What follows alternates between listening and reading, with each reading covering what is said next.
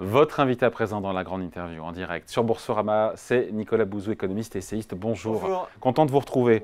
On va parler pétrole, mais pas seulement. Budget évidemment, mais aussi pétrole. Et cette sortie, c'était la semaine dernière, mais j'aimerais votre avis là-dessus. Xavier Bertrand, président de la région Hauts-de-France, qui affirme que l'État s'enrichit sur le dos des Français avec la flambée des carburants. Est-ce qu'il y a ou il n'y a pas un pactole?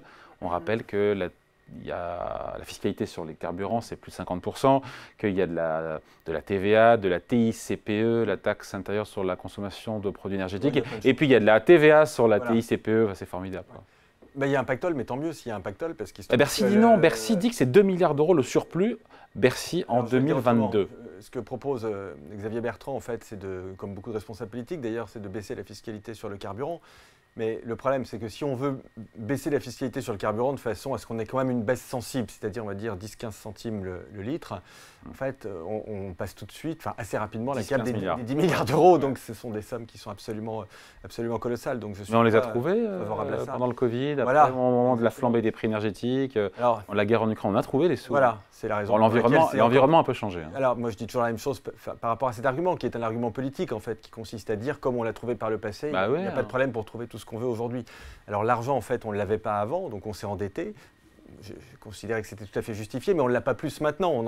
D'une certaine façon, on en a même moins puisqu'on est encore plus endetté. Donc on s'endette beaucoup plus cher. Il faut être, raison de plus, justement, pour faire attention à ça. Donc moi, si vous voulez, par rapport à cette histoire de carburant, parce qu'il y a aussi... Donc pactole ou pas pactole?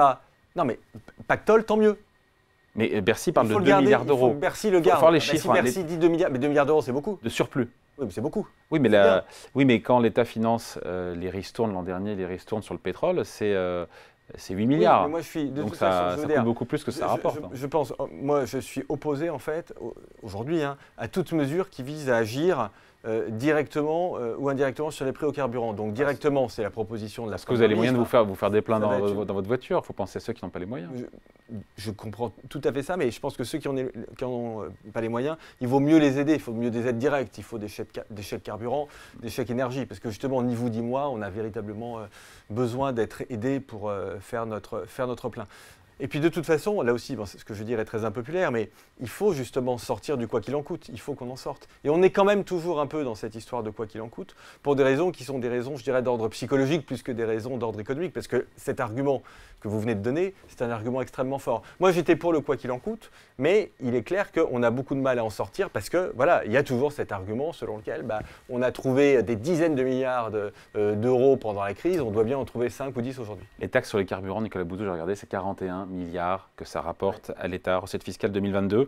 Et cet argent reste pour moitié à l'État et après est redistribué à la sécurité sociale, aux collectivités locales. Donc, Xavier Bertrand, en passant, on a pris un petit peu aussi au passage pour lui. Bon, voilà. Mais je comprends très bien. Pour lui, en tout cas pour la région. Je comprends très bien ce que veut dire Xavier Bertrand, parce que, et c'est ce que vous disiez. Donc l'État n'a pas les moyens aujourd'hui de refaire. Et je considère que l'État n'a pas les moyens, et ni les collectivités locales d'ailleurs au passage. Personne n'a les moyens de baisser la fiscalité sur les carburants. Ce qui, juste, dernier mot d'avis, ce qui en plus serait en contradiction complète avec notre politique de transition écologique qui vise à augmenter le coût des énergies fossiles, au passage. Voilà, pour pouvoir... C'est pas un moindre sujet. Oui, c'est pas un moindre sujet. Mais il y a la fin du mois, puis il y a la fin du monde. C'est toujours pareil. Il faut pouvoir faire coïncider les deux.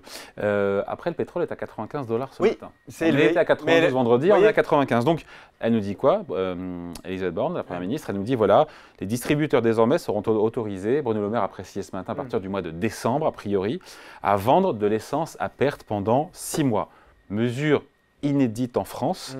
Est-ce que ça peut être efficace pour faire baisser le prix du carburant à la pompe? Pardonnez-moi, mais vous venez de répondre vous-même. Vous avez dit en quelques jours, le prix du baril de pétrole est passé de 92 à 95 $. Entre vendredi et lundi. Là. Et au mois de juin, il était de mémoire, il devait être à 75, quelque chose comme ça. Donc en fait, il a augmenté 30%. Pour l'essentiel, parce que l'Arabie Saoudite a diminué sa production pour soutenir les cours. Donc en fait, on va mettre une brèche dans le droit commercial, dans le code commercial, en disant... C'est bien ou c'est pas bien les ventes à perte d'essence?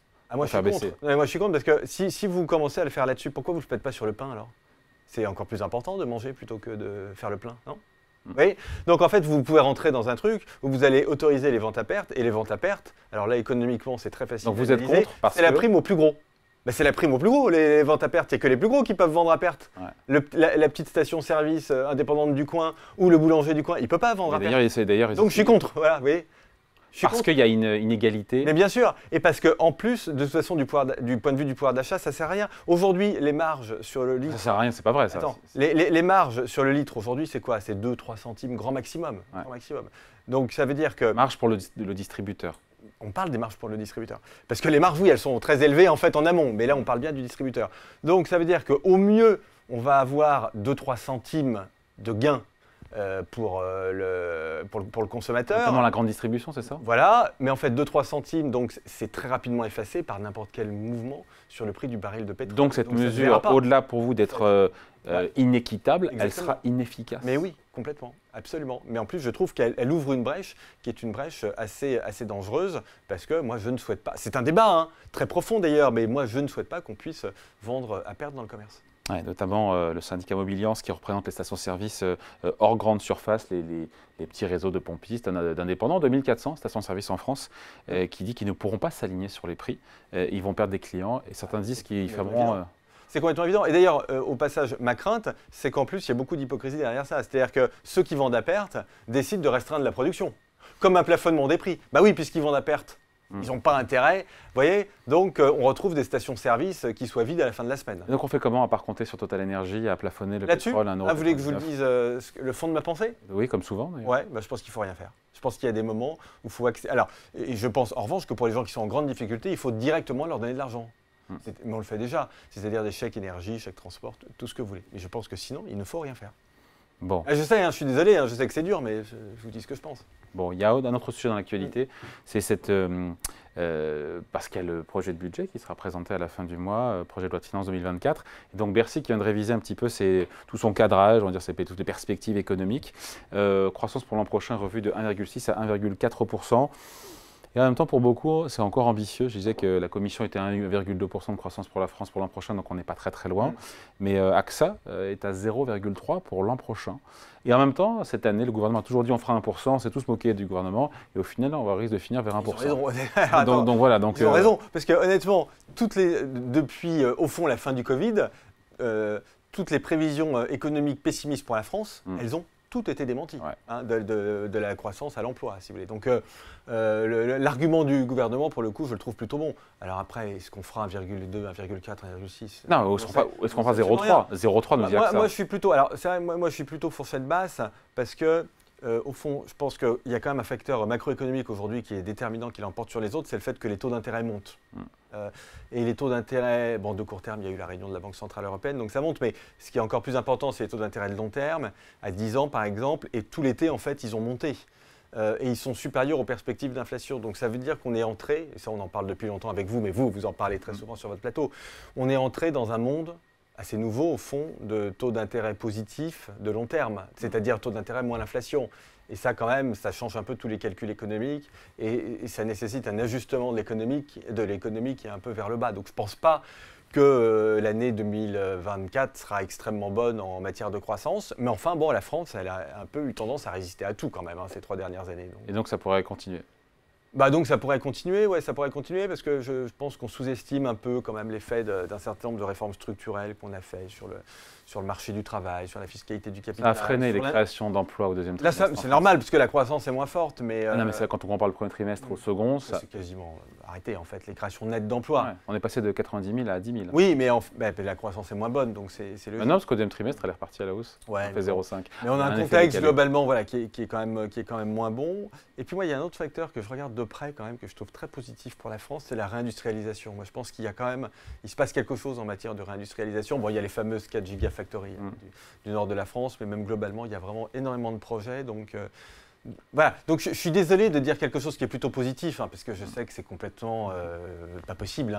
Bon, mais il est quand même possible qu'il se passe quelque chose de pas si négatif que ça pour l'économie française. Bon, l'inflation sur les prévisions du gouvernement, c'est intéressant parce qu'elle passerait, selon le gouvernement, de 4,9 % cette année à 2,6 % en 2024. Ah bah oui.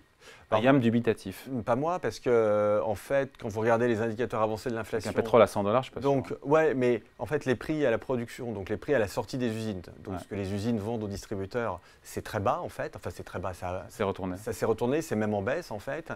Les prix sortis de ferme, pareil, les prix des exploitations agricoles, ça baisse. Donc, on peut quand même penser que l'inflation sera plus basse. Alors, en revanche, là où je vous suis complètement, c'est que je considère, je peux me tromper, hein, mais comme complètement exclu que les prix, je ne parle pas de l'inflation, mais que le niveau des prix revienne au niveau d'avant le choc inflationniste. Parce qu'en fait, ça voudrait dire qu'il faut que les prix baissent. Oui, mais il faudrait que les prix baissent de 15%, quoi. Donc ça, je considère que c'est complètement exclu. Mais que l'inflation soit maintenue. Parce que 2,6%, ça vous paraît peu. Mais enfin, quand on a déjà pris 15-20% de prix, bah, c'est quand même pas rien. Mais ça veut dire que ça continue quand même d'augmenter. Les salaires seront sûrement en hausse de 4%. Donc déjà, plus. Alors, je pense que ce sera plus, en fait. Je pense que là, il y a vraiment un phénomène de rattrapage. C'est pas incohérent d'imaginer 5% d'inflation salariale avec 2,6% d'inflation globale. Oui, enfin, ça veut dire que ça met un frein à la désinflation et que ça empêche la déflation et que ça veut dire qu'il y a moins d'inflation dans tout ce qui est industriel, etc. On peut même avoir des baisses de prix, mais en revanche, pour les services, et donc là où les coûts de main-d'œuvre comptent beaucoup, ça veut dire qu'on peut avoir des prix qui remontent. Je ne sais pas si je suis clair. Si. Voilà. C'est pas bon pour les marges et c'est pas bon pour les prix. Voilà, exactement. Non, mais donc c'est pour ça que je dis, on ne reviendra pas au monde d'avant. Mais qu'on ait 2,6% d'inflation, 2,6% d'inflation, ça veut dire quoi? Ça veut dire dans les services, ça veut dire 3-4% d'inflation en fait. Vous voyez, donc ça reste quand même pas rien. Bon, après cette prévision de déficit public qui est maintenue, on passerait de 4,9% de déficit public cette année à 4,4% en 2024. Ce n'est pas une grosse baisse, surtout que le gros de l'effort, parce que Bruno Le Maire a annoncé 16 milliards d'euros d'économie, waouh, le chiffre qui claque pour 2024. Mais en fait, on se dit gros effort substantiel, mais non, quand on regarde de près, ces efforts, ça vient du débranchement des boucliers gaz, électricité, enfin contre la hausse des prix des gaz, électricité ou les aides aux entreprises en matière d'énergie. Voilà, exactement. Et puis un peu comment on appelle ça, ce qu'on paye sur les médicaments, les restes à charge sur les médicaments, etc., les aides au logement. Donc ça relativise un petit peu la portée de l'effort. Je suis entièrement d'accord avec vous. Mais bon, en fait, on sait… En même temps, s'il n'y a pas besoin. On sait très bien. En fait, il n'y a pas besoin là tout de suite parce qu'il n'y a pas de crise des finances publiques demain mardi. Voilà. Ouais. Mais en fait, on sait quand même très bien qu'on a besoin de faire un effort de restructuration de la sphère publique, c'est pas que l'État, que c'est des réorganisations qui sont compliquées, mais qu'il faut absolument faire. C'est pas au programme. C'est pas du tout au programme. Peut-être au vôtre, mais… Oui, bon, mais c'est pas du tout au programme de la majorité, ni du président d'ailleurs, donc je pense que ce sera… Est-ce qu'il y a une volonté ou pas de la part du politique, du gouvernement, de maîtriser la dépense publique? Parce qu'on l'entend dans le discours. Non, alors il y a une volonté du ministre de l'économie, parce qu'il est en charge de l'économie, il n'a pas envie qu'il y ait une crise des finances publiques. La note de la France a été dégradée, donc il n'a pas envie de ça. On est de 4,9 à 4,4%, là où le reste de la zone euro mais c'est ce qu'on appelle, sera à 2,4. Oui, mais c'est ce qu'on appelle un budget de rigueur ou d'austérité, c'est-à-dire qu'on fait… À la française. Mais exactement. Depuis qu'on se connaît 15 ou 20 ans, on fait la même chose en fait à chaque rentrée. Donc on essaie de trouver des économies. Donc on se fait très mal en fait, parce que c'est douloureux ces aides, ces baisses de dépenses publiques ou de dépenses fiscales. Donc on se fait mal pour un résultat au bout du compte qui n'est pas très probant, parce qu'on sait bien que ce qu'il faudrait, c'est réorganiser la sphère publique, enlever les doublons. Mais là, on rentre dans des sujets qui sont des sujets techniques et complexes. Mais attendez, juste pour être super précis, je vais vous en donner un, parce que je travaille sur l'économie de la santé. Vous avez le ministère de la Santé d'un côté et les ARS en région de l'autre, les agences régionales de santé. Il y a plein de doublons là. Ouais. Donc là, on pourrait faire des économies. Oui, mais ce n'est pas à la marge. Non, c'est pas à la marge. Et puis surtout, c'est durable. Et en plus, ça permettrait au système de mieux fonctionner. Mais ça, c'est des très grosses réformes. Donc on ne le fait pas sur un coin de table. Il faut même qu'il y ait une volonté présidentielle en fait pour faire ça. Et donc le retour, et on finit là-dessus, sous 3%, 2,7% de déficit public en 2027, sans effort, sans austérité. Est-ce que c'est possible? Parce que quand on regarde les prévisions de croissance à horizon 2025-2027 du gouvernement, c'est entre un 7 et 1,8%. Non, mais l'austérité, faut-il qu'on les ait, on y va un peu d'une certaine façon là, parce que le budget, c'est un peu un budget de rigueur, d'austérité. Alors, ce n'est pas une très forte austérité, mais enfin, on essaie quand même de faire des économies. Mais tout ça n'est pas durable.